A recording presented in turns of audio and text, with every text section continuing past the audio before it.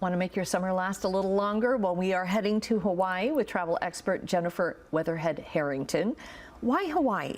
Well, I mean, first of all, Hawaii is just one of those places in the world that's truly magical. If you haven't been, I definitely think you need to go, because I was a little skeptical before I went my first time, and then I got there and I was like, I get it. You get it's it. Magical. You get why so many people go there. Yes, exactly. And I know you're going to be heading there soon. Yes, next month. So, I know, and I'm happy to know that I'm kind of going in a shoulder season, because it's really busy right now with so many Americans going. Yeah, so a lot of Americans go there at this time for their summer break. But once you hit that September, October kind of date range, things start to ease up a little bit. So it'll be a bit more pleasant for you to be going at that time, not quite as busy, and you can get some better deals at that time too. Okay, getting there. Yeah, so what's the easiest way? Definitely flying there. Now, there aren't any direct flights from Toronto, but you can connect through Vancouver and get some good options there. But you can also connect through San Francisco or LA as well to get some better options too. Okay, just because they have more flights. Yeah, they definitely have a lot of flights there, but it's pretty easy to get there too. Okay, you have a list of cue cards. I do. You never use cue cards, but it's the names of some of these places, because even booking things, I'm like,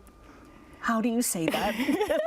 Where to go? Well, part of the charm is that once you get there, they will tell you how to say it. And when they say it, it sounds a lot more beautiful than when I say it. Okay. But I thought that maybe we could go through a few different places for different types of travel. So first spot I thought we could go is Maui, because I feel like this is the perfect romantic destination and island for, you know, anyone who's looking for a little love vacation. Okay. And Maui is so world famous for their spas. So their spa culture there is just top notch. They have, you know, things and treatments that you can get there that you can't get anywhere else in the world, because they're using a lot of local ingredients. They incorporate a lot of Hawaiian tradition into their spa treatments as well. So you're kind of getting a lot of culture mixed in there as well.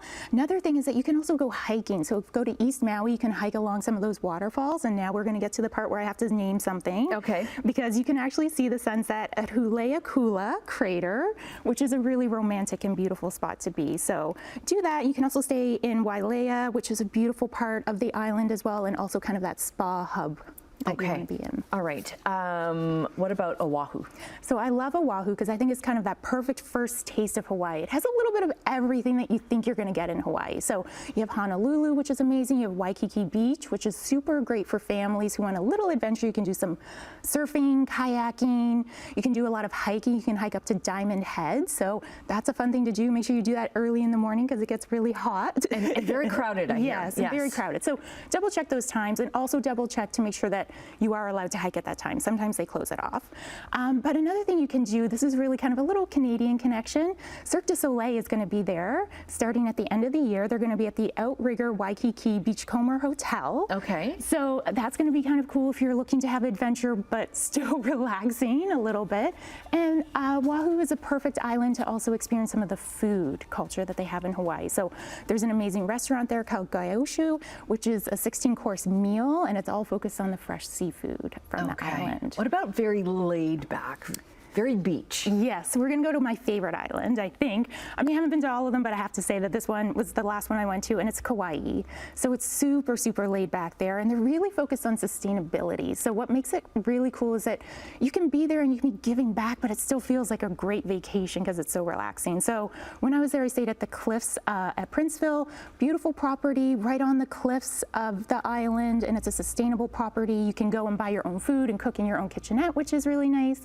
But then you can also sign up to do a beach clean. So Hawaii has beautiful beaches, so we enjoy them so much. You can spend an afternoon cleaning up the beach with an organization called Surf Rider.